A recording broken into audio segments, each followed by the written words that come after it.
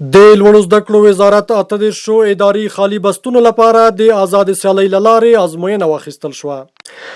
د لوړو زده کړو وزارت ازموینو کمیټې په کابل پوهنتون کې د دغه وزارت 10 او د کابل پولی تخنیک پوهنتون 8 اداري خالي بستونو ازموینه واخیسته.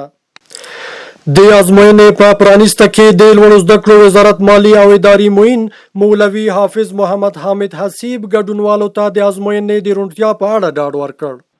د افغانستان اسلامي امارت د لوړو زده کړو وزارت دا یو ټینګ عهد لري چې د اداري بستونه او د کومو بستو لپاره چې نامنویسي سوې ده دا به په صاف شفاف ډول باندې هغه مستحق کس ورته راځي چې هغه په امتحاناتو کې کامیابیږي. وروسته د لوړو زده کړو وزارت مالی او اداري معین د دغه وزارت ازموینو کمیټې مشر او اعضاو په ازموینه کې د ګډون کوونکو او رسنیو استازو په حضور کې د پوښتنو صندوق پرانیستل شو.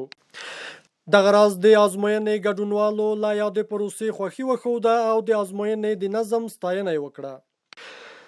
بستایی که اعلان شد در وزارت تحصیلات عالی بر اساس او بستا بر اساس مسلک خود ما بستا را انتخاب کردیم و بر اساس اسناد و مدارکی که ما داشتیم وزارت تحصیلات عالی ما را شارلست ساخت و زمان شارلست شد بر ما تماس گرفته شد که بیای شارلست شده امتحان کارت امتحان بر ما داد.